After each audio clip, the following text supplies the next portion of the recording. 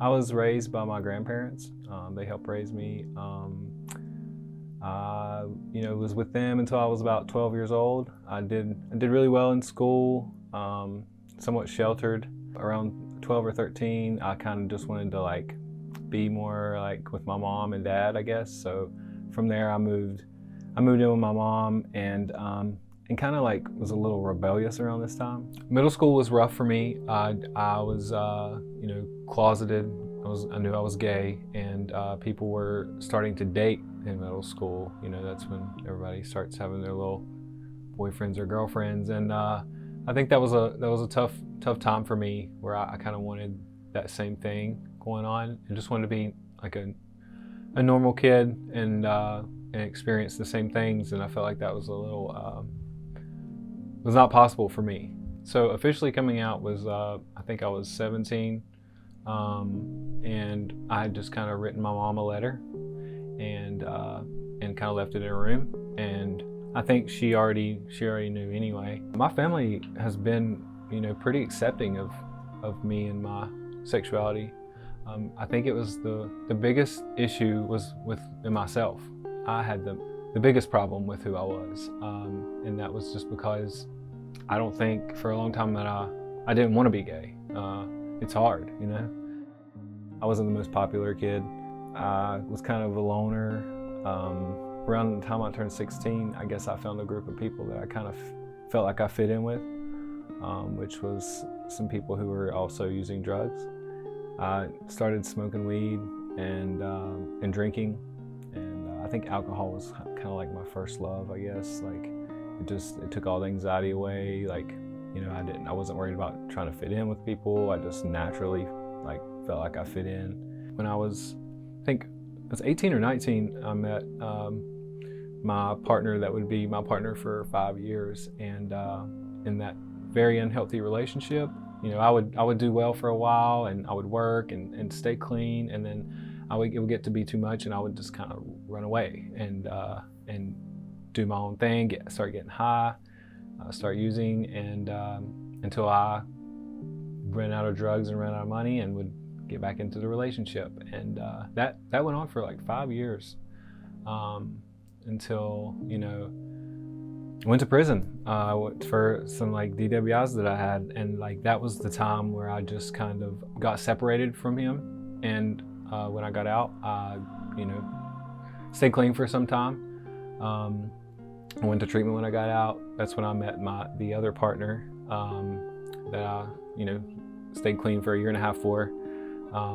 Again, wasn't doing it for myself, was doing it for the relationship and for that person. And when I found out through actions and things, I found out that this person didn't care about me the same way I did them, that just kind of threw me back into drug use. And there I stayed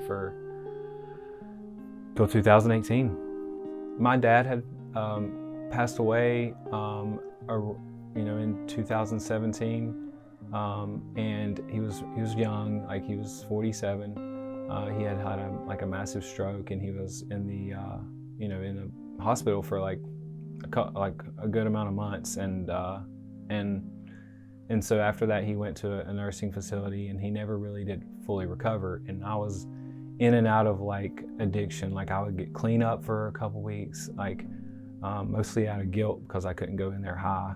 And I would, because basically at that time I was his only support, and so that really hurt me that I wasn't able to be there for him, on a continuous basis. So I dealt with that guilt, and after he passed away, I just that was kind of the peak of my drug use. I feel like that things I finally hit my bottom, and a mental emotional bottom. I was sometimes with the drug that I was using, there is people develop a drug-induced psychosis. Now looking back on it, I feel like that's definitely what I was in. I did not trust anyone. Was very paranoid, delusional, and very lonely.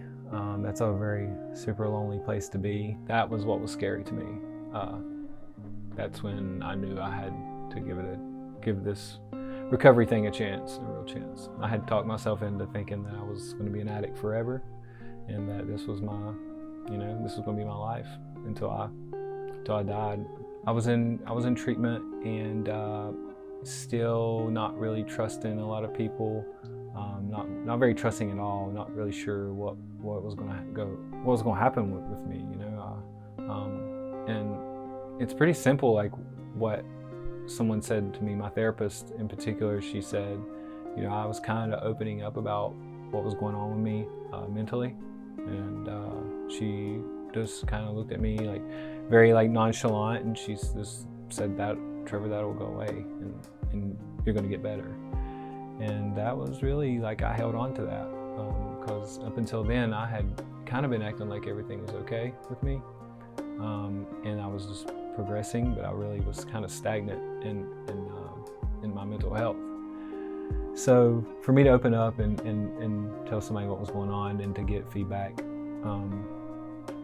from someone I trusted, had decided to trust, and that was huge for me.